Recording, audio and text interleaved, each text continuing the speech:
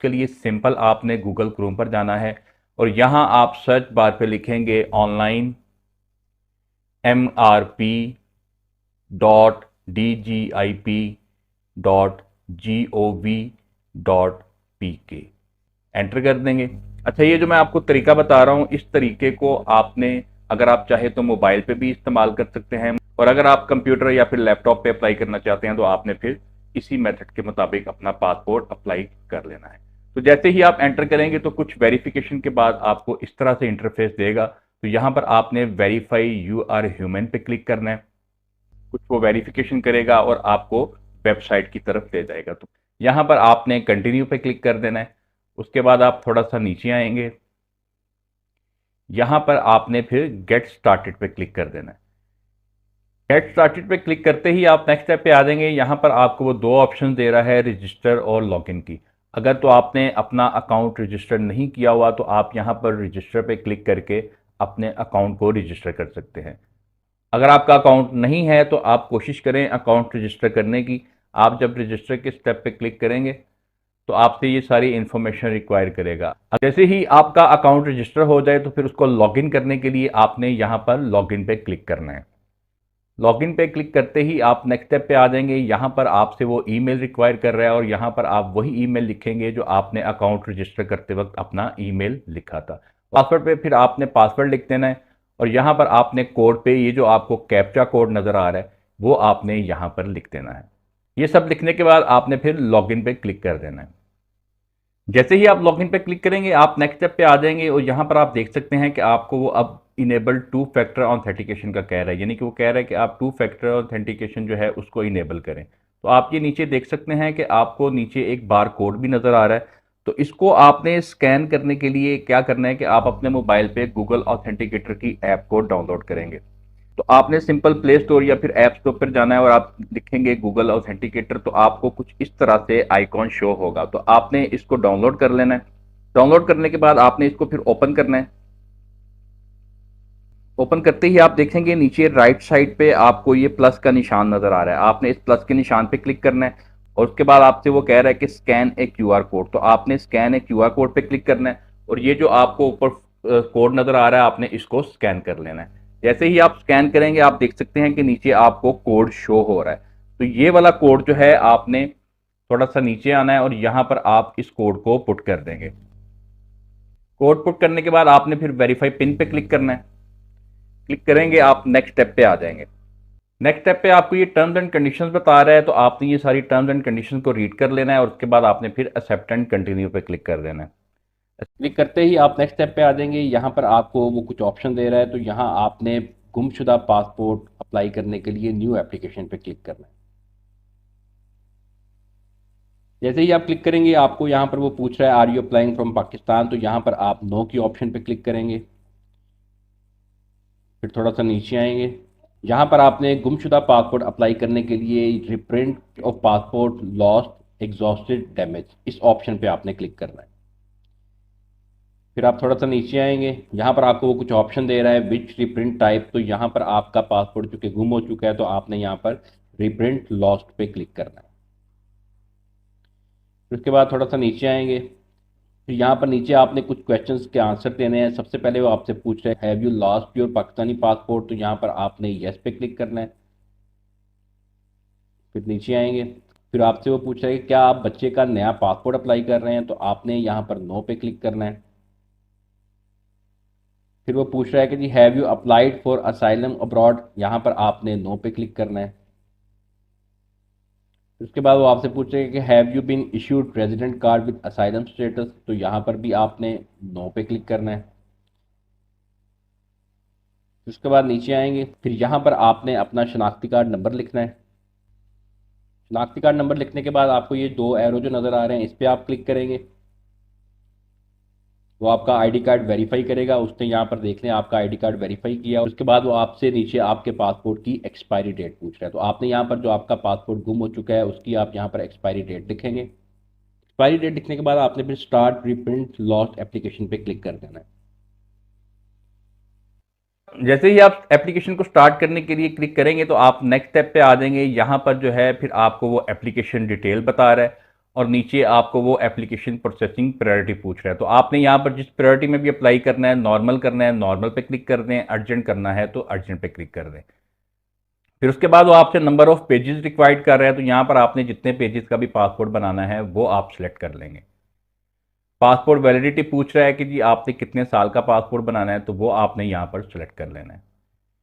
फिर उसके बाद आपने यहाँ पर अपनी पिक्चर को अपलोड करना है। तो पिक्चर आप अपलोड करने से पहले ये देख लें कि आपकी पिक्चर वाइट बैकग्राउंड में हो, बगैर ग्लासेस के हो और बगैर कैप के हो। बिल्कुल फेस जो है वो क्लियर नज़र आना चाहिए और वाइट बैकग्राउंड में आपकी पिक्चर होनी चाहिए। तो पिक्चर अपलोड करने के लिए आपने ब्राउज पे क्लिक करना है और यहाँ से आपने अपनी पिक्चर को सेलेक्ट कर लेना है और फिर अपलोड पे क्लिक कर देना है। जहाँ पर ये अभी पिक्चर अपलोड नहीं हुई है, आप ये देखें कि वो आपको कह रहा है कि the photo uploaded must be less than 20 KB in size. तो आपने अब अपनी पिक्चर का साइज 20 KB किस तरह से करना है, उसके लिए सिंपल आप गूगल क्रोम पर जाएंगे और यहाँ आपने लिखना है इमेज रिसाइजर, एंटर करेंगे। ये जो आपको पहली वेबसाइट नज़र आ रही है, आपने इस पर क्लिक करना है। यहाँ पर फिर आपने अपनी इमेज को सेलेक्ट करना है, इमेज को सेलेक्ट करेंगे।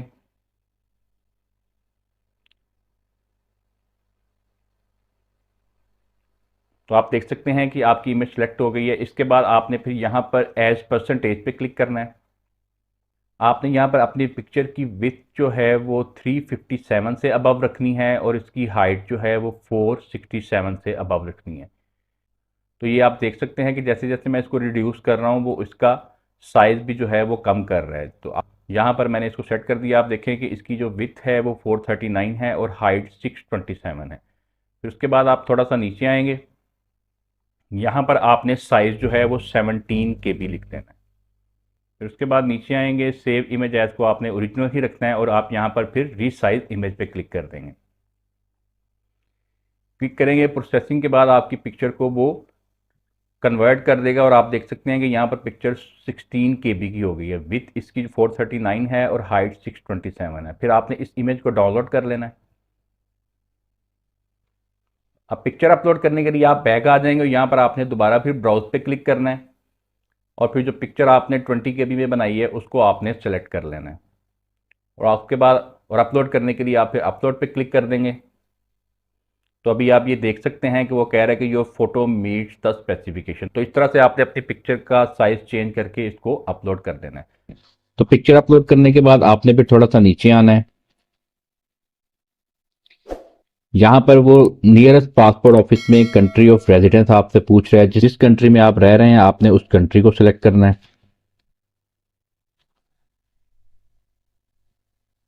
पासपोर्ट ऑफिस में उस कंट्री में जहां पर भी पाकिस्तान की एम्बेसी है, जिस सिटी में भी पाकिस्तान की एम्बेसी है, वो आपको ऑप्शन दे देगा। तो जो भी नियरेस्ट एम्बेसी है आप उस सिटी का नाम यहाँ पर सेलेक्ट कर देंगे। ये सब लिखने के बाद आपने फिर सेव पे क्लिक कर देना है।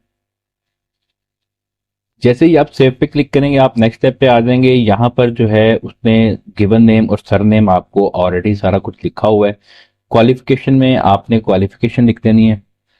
फिर उसके बाद दोबारा आपसे पूछ रहा है कि क्या आपका बाहर असाइलम स्टेटस है या फिर नहीं। तो आपने यहाँ पर नो के ऑप्शन पे क्लिक कर देना है और यहाँ पर दोबारा आपसे पूछ रहा है कि क्या आपके पास असाइलम स्टेटस के साथ रेजिडेंट कार्ड है। तो आपने यहाँ पर फिर नो के ऑप्शन पे क्लिक कर देना है। फिर उसके बाद नीचे वो आपसे पूछ रहा है आर यू ड्यूल नेशनल। तो आपने यहाँ पर अपने हिसाब से अपनी ऑप्शन को सिलेक्ट कर देना है। ये सब लिखने के बाद आपने फिर सेव पे क्लिक कर देना है। जैसे ही आप सेव पे क्लिक करेंगे आप नेक्स्ट स्टेप पे आ जाएंगे। यहाँ पर जो है वो आपसे आपका परमानेंट एड्रेस रिक्वायर कर रहा है और यहाँ पर आपने अपना वही एड्रेस लिखना है जो आपके आईडी कार्ड के पीछे आपका परमानेंट एड्रेस लिखा हुआ है। वही एड्रेस जो है आपने यहाँ पर लिखना है। तो परमानेंट एड्रेस कंट्री में आपने यहाँ पर पाकिस्तान सेलेक्ट कर देना है। स्टेट में आपने अपना सूबा लिखना है। पाकिस्तान आप जिस सूबे से भी ताल्लुक रखते हैं वो सूबा आप यहाँ पर लिखेंगे। सिटी में आपने अपना शहर का नाम लिख देना है। पोस्टल कोड में आपने अपने शहर का पोस्टल कोड लिख देना है। एड्रेस लाइन 1 में आपने आईडी कार्ड के मुताबिक जो आपका परमानेंट एड्रेस आईडी कार्ड पे लिखा हुआ है वो आपने यहाँ पर लिखना है। अगर आपका एड्रेस लाइन 1 में पूरा नहीं आता है तो आप एड्रेस लाइन 2 पे भी अपने एड्रेस का कुछ हिस्सा यहाँ पर भी लिख सकते हैं। ये सब लिखने के बाद आपने फिर सेव पे क्लिक कर देना है। जैसे ही आप सेव पे क्लिक करेंगे आप नेक्स्ट स्टेप पे आ जाएंगे। यहाँ पर जो है वो अब आपसे पासपोर्ट डिलीवरी एड्रेस रिक्वायर कर रहे हैं। तो प्रेजेंट एड्रेस कंट्री में आप जिस कंट्री में रह रहे हैं, जिस कंट्री में आपने अपना पासपोर्ट डिलीवर करना है, वो कंट्री आप यहाँ पर लिखेंगे। स्टेट में आपने उस कंट्री के सूबे का नाम लिखना है जिस सूबे में भी आप रह रहे हैं। सिटी में आप जिस सिटी में रह रहे हैं वो सिटी का नाम लिखेंगे। पोस्टल कोड में आपने उस सिटी का पोस्टल कोड लिखना है। एड्रेस 91 में आपने हाउस नंबर या कोई बिल्डिंग नंबर है, स्ट्रीट नंबर है, आसपास आपकी कोई फेमस जगह है, आपने एड्रेस 91 में अपना कंप्लीट एड्रेस मेंशन करना है ताकि आपका पासपोर्ट आपको टाइमली डिलीवर भी हो जाए। अगर आपका एड्रेस 91 में पूरा नहीं आता है तो आप अपना एड्रेस 92 में भी अपना एड्रेस लिख सकते हैं। तो एड्रेस आपने कंप्लीट लिखना है ताकि आपका पासपोर्ट आपको डिलीवर भी हो सके। फिर उसके बाद आप थोड़ा सा नीचे आएंगे। कॉन्टैक्ट इन्फॉर्मेशन में आपने अपना कॉन्टैक्ट नंबर लिखना है। कॉन्टैक्ट इन्फॉर्मेशन में एप्लीकेंट मोबाइल नंबर है, आपने यहाँ पर अपना कंट्री कोड पहले लिखना है जिस कंट्री में भी आप रह रहे हैं। उसके बाद यहाँ पर आप अपना मोबाइल नंबर लिखेंगे।